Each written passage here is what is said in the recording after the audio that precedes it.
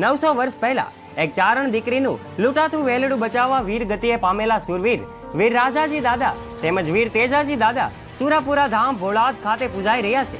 જાણો એનો ઇતિહાસ કેવો હતો. શ્રદ્ધાળુઓ દાદાના દર્શન કરીને ધન્યતાની અનુભૂતિ કરતા હોય છે. સુરાપુરા ધામ તરફથી યુવાનોને વ્યસનથી દૂર રહેવાની અપીલ કરવામાં આવે છે. 900 વર્ષ પહેલા વેલડું બચાવવા પોતાનું બલિદાન આપનાર સુરાપુરા ધામ ખાતે વીર તેજાજી દાદા તેમજ વીર રાજાજી દાદાની ખાંભીઓ આવેલી છે. સુરાપુરા દાદાના મંદિર ખાતે નાત જાતના ભેદભાવ વગર રાજ્યમાંથી ખૂણે ખૂણે આવી લોકો દર્શનનો લાહવો લઈ રહ્યા છે. દર્શનથી દર્શનાર્થીઓના દુઃખ દૂર થઈ રહ્યા છે. આજે જેના ઇતિહાસ અને વર્તમાન વિશે વાત કરવા જઈ રહ્યા છીએ ત્યારે તેના ઇતિહાસમાં ડોક્યુ કરતા પહેલા થોડી માહિતી જરૂરી છે. આજે ગામડે ગામડે પાળિયા પથ્થરની ખાંભી રૂપે સૂર્યનારાયણની સન્મુખે ખોડાયેલા હોય છે. એ સુરાપુરા તરીકે પણ ઓળખાય છે. સુરવીરનું જીવન અને મરણ બંને પ્રેરણાદાયક જ રહ્યું હોય છે. જેમણે ગૌ, બ્રાહ્મણ, નારી અને ધર્મની રક્ષા માટે નાત જાત જોયા વગર પોતાના સંતાન પરિવારની પરવા કર્યા વગર જગતની મોહ માયાને પળવારમાં ખતમ કરીને પોતાના શીશ મહાદેવના શરણે એ ધરી દીધા હોય છે અને આજે 900 વર્ષ પછી પણ પોતાના મહાન કર્મથી જાગૃત થઈને પૂજાય છે.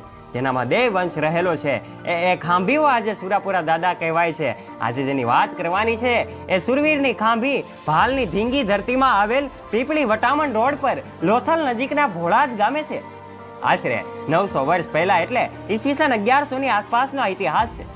બારોટજીના ચોપડે પણ આ ખાંભીઓનો ઉલ્લેખ જોવા મળે છે. રાજસ્થાનથી નીકળીને ફરતા ફરતા હાલના ભોળાદથી 5 કિલોમીટરના અંતરે આવેલ આ ભેટડિયા ભાણ નામના સ્થળે સ્થાયી થયેલા આજે ત્યાં ટેકરા પર સૂર્યનારાયણનું મંદિર અને મંદિર આગળ વીર રાજાજી અને વીર તેજાજી દાદાની ખાંભી પણ ત્યાં જોવા મળે છે. તેમજ ત્યાંથી થોડે દૂર સિદ્ધરાજ સોલંકી દ્વારા સોમનાથ જતા એ યાત્રાળુઓ પાસે જે કર ઉઘરાવાતો હતો અને મિનળ દેવી એ જ જગ્યા પર એ નાબૂદ કરાયો હતો એ સ્થળ આવેલું છે, જે દાણી માતાના આરા તરીકે પણ ઓળખાય છે. ત્યાંથી અમુક ભાઈઓ એ બીજા સ્થળો તરફ પ્રયાણ કર્યું હતું. જ્યારે વીર રાજાજીનો પરિચય મેળવીએ તો વિક્રમજી એ શિવ સંઘજી અને માતા ગંગાબાના દીકરા અને એમ કહેવાય કે ક્ષત્રિય કુળના ચૌહાણ શાખના રાજપૂત વીર રાજાજી અને વીર તેજાજી. એ સમય જ્યારે ચારણની દીકરીનું વેલડું લૂંટાતું હતું. હવે વાત આખી જાનથી સમજજો. એ સમય હતો કે જ્યારે એક ચારણની દીકરીનું વેલડું લૂંટાતું હતું અને ત્યારે એ ચારણની દીકરીઓની આબરૂ બચાવવા એ વારે ચડાતા અને 17ને વિંધ્યા હતા. એ 17 નરાધમોને માર્યા હતા, પણ પાછળથી ઘા થયો. પણ એક ક્ષત્રિય જ્યારે ધર્મના ધીંગાણે ચડે ત્યારે કહેવાય છે કે સાક્ષાતમાં ભવાની એનામાં ઉતરે છે. અને આમ સુરવીર ગવાયા પછી લડતા લડતા એ લડતા લડતા છેલ્લે કોઈ વિધર્મી દ્વારા કહેવાય કે મદિરાના છાંટણા નાખવામાં આવ્યા અને માત્ર 27 વર્ષની નાની ઉંમરે પોતાના સંતાનોને ઘોડિયામાં મૂકીને પોતાના પ્રાણની આહુતિ આપી પરમાર્થમાંના એમ કહેવાય કે પરમાર્થના કામે પોતે જીવી ગયા. એ સુરવીરની વાત આજે હું કરી રહ્યો છું. ત્યારબાદ વર્ષો ગયા. બહાર ગામથી ઘણા ચૌહાણ રાજપૂતો એ દાદાની ખાંભીના દર્શન કરવા માટે આવવા લાગ્યા હતા. એ સમયે ખાંભી ભોળાદ લોથલ રોડ પર હતી. પરંતુ જ્યારે ભોળાદના ચૌહાણને દાદાએ પ્રેરણાપૂર્વક એમ કહેવાય કે એને પ્રેરણા પૂરી અને ત્યારે દાદાને વ્યવસ્થિત જગ્યાએ સ્થાપિત કરવાનો નિર્ણય કરાયો. અને વિક્રમ સંવત 2072 ચૈત્ર સુદ પૂનમ તારીખ 22/4/2016 ને શુક્રવારના શુભ દિવસે આ દાદાના પુનઃ પ્રાણ પ્રતિષ્ઠા કરીને ભોળાદ નાની બોરુ રોડ પર એની સ્થાપના કરવામાં આવી હતી.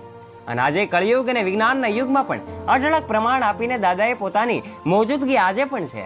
અને આજે પણ ગુજરાતના ખૂણે ખૂણેથી 18 વર્ણના લોકો દર્શનાર્થે આવે છે. અને આજે પણ દાદા કોઈનું કાંઈ પણ લીધા વગર અને કોઈ પણ વ્યવહાર કર્યા વગર નિસ્વાર્થપણે દાનભા બાપુ એને નિમિત્ત બનાવીને લોક કલ્યાણનું કાર્ય કરી રહ્યા છે. એવું લાગે જાણે જીવતા સેવા કરવાના ઓરતા એ અધૂરા રહી ગયા હોય એમ દાદા આજે પાળિયા થઈને સમાજને સાચા માર્ગે દોરી રહ્યા છે અને તકલીફમાં મદદરૂપ થઈ રહ્યા છે. આજે જે જગ્યાએ દાદા બિરાજમાન થયા છે એ જગ્યાએ સુરાપુરા ધામ બની ગઈ છે. અન્ન ક્ષેત્રની સેવા કરવામાં આવે છે અને કોઈ પણ કાગળ પેન કે ચોપડા વગર દાદા પોતે જ એનું સંચાલન કરી રહ્યા છે. સમાજના દીકરા દીકરીઓ પણ દાદાની સેવામાં ખડે પગે હાજર થઈ જાય છે. એ ગામના પાદરે ઉભેલા એ પાળિયાના બલિદાનની વાતો કરવા બેસીએ ને તો એમ કહેવાય કે એ મેગેઝિનના પાના ઓછા પડશે સાહેબ. માટે છેલ્લે એટલું જ કહીશ કે તમારા ગામમાં રહેલા પાળિયાને એમ કહેવાય કે એને સન્માન આપજો. એ અમથા નથી ખોડાના સાહેબ. એમના બલિદાન બહુ જ મોટા છે. માત્ર એનો ઇતિહાસ જાણવા નથી મળતો. મંદિરમાં જે સેવા કરતા અને દાદાએ જેનામાં પોતાની શક્તિ અર્પણ કરી છે એવા દાનભા બળવંતસિંહ ચૌહાણ જેઓની ઉંમર માત્ર 37 વર્ષની છે. એમના પરિચયની વાત કરીએ તો તેઓ ખૂબ જ સાદગી ભર્યું જીવન જીવે છે. જેઓએ નાની ઉંમરમાં જ પોતાના પિતાની છત્રછાયા ગુમાવી. જ્યારે તેમણે સમજણ આવી ત્યારે ભાઈની એ છત્રછાયા ગુમાવી. પછી ગામડામાં મજૂરી કરી પોતે અભ્યાસ કર્યો અને ત્યારબાદ તેઓ રોજગારી માટે અમદાવાદ ગયા અને હાલ પણ પોતે અમદાવાદની એક કંપનીમાં નોકરી કરે છે અને પોતાના પરિવારનું ગુજરાન ચલાવે છે. એમાંથી સમય કાઢીને પોતે ભોળાદ આવે છે અને દાદાના ચરણોમાં જે શ્રદ્ધાળુઓ આવે છે તેઓના દુઃખ દૂર કરીને, તેઓના દુઃખમાં ભાગીદારી કરીને એના દુઃખો દૂર કરે છે. જે શ્રદ્ધાળુઓ આવે છે તેઓને જમાડવા, મને સુવા માટે અને ચા નાસ્તા માટે ખૂબ આગ્રહ કરે છે. દાદાના સાનિધ્યમાં આવેલ કોઈ પણ હોય ભેદભાવ વગર તમામની સાથે વાતચીત કરે છે. ખૂબ સાદગી ભર્યું જીવન એ જીવે છે અને દાદાના સાનિધ્યમાં આવતા લોકોના દુઃખ દૂર કરવા સાથે યુવાનોને સાચો માર્ગ દોરવા આપણી જે હિન્દુ સંસ્કૃતિ છે એ યુવાનોમાં જાગૃતિ ફેલાય તે માટે એમણે અનેક પ્રયત્નો કર્યા છે. યુવાનોને વ્યસન મુક્ત કરવા, માનસિક રીતે જે ભાંગી પડ્યા હોય અને એનો કોઈ સહારો ના રહ્યો હોય તેઓની મદદ કરવી, એવા અનેક કાર્યો દાદાના સાનિધ્યમાં થાય છે. આ દાદાના સાનિધ્યમાં બેઠક યોજાય છે.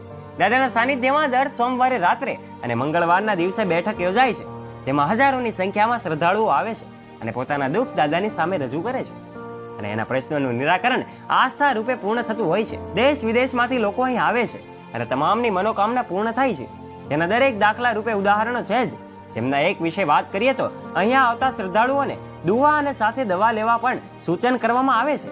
અને મહત્વની વાત તો એ છે કે લોકોને અંધશ્રદ્ધાથી દૂર રહેવા અને શ્રદ્ધા સાથે જોડવા અને વિશ્વાસ રાખવા માટે કહેવાય છે. દુનિયાના ખૂણે ખૂણે જઈને છેલ્લે લોકો અહીંયા આવે છે. એવા તો અઢળક દાખલાઓ દાદાએ પૂરા પાડ્યા છે.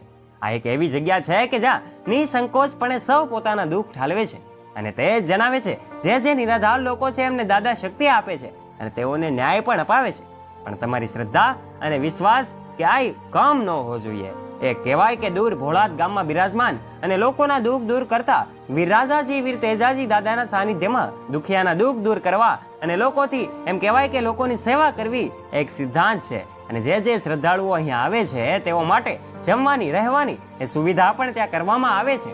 સાનિધ્યમાં દાદાના ચરણોમાં જે કંઈ પણ દાન આવે છે તે લોકોની સુવિધા માટે જ વાપરવામાં આવે છે અને સાથે સાથે નિરાધાર લોકોને પણ મદદ કરવાનું કામ આ દાદા હુરાપુરા દાદાની જગ્યામાં થઈ રહ્યું છે. અને હાલની દુનિયામાં જે ધર્મના નામે ચાલી રહેલ ધંધો છે તે બંધ કરાવી અને જે પૌરાણિક સમયમાં ધર્મ શું હતો અને તેને લોકો કેમ પાળતા તે હાલની પેઢીને દેખાડવાના પ્રયત્નો પણ આ તકે થઈ રહ્યા છે.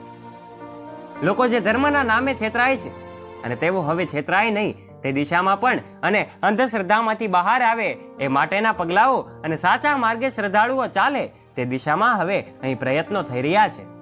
હાલ એમ કહેવાય કે જે તાંત્રિકો ભુવાઓ લોકોને ડરાવી રહ્યા છે અને તેની સામે નિડર બની લોકોની આસ્થાને ઠેસ ના પહોંચે એ રીતે અલગ અલગ દ્રષ્ટાંતો આપીને આ હુરાપુરા ધામ દાદાના ઇતિહાસની વાત અમે કરી. દાનભાઈ એવું સૂચન કરે છે જેથી કરીને આજની યુવા પેઢી ખોટા માર્ગે દોરાય નહીં.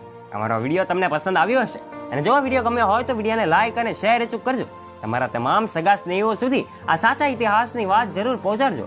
અને આવા જ નવા રસપ્રદ અને પ્રેરણાદાયક વિડીયો સાંભળવા માટે અત્યારે સબસ્ક્રાઇબ કરજો અમારી ધ ડીએ મોટિવેશન નામની યુટ્યુબ ચેનલને અને ફોલો કરજો અમારા ફેસબુક અને ઇન્સ્ટાગ્રામ પેજને, જેનાથી નવા વિડીયોની લિંક આપના સુધી સૌથી પહેલા પહોંચતી રહે. અને હા, વિડીયોને અંત સુધી જોવા બદલ તમારો ખૂબ ખૂબ આભાર.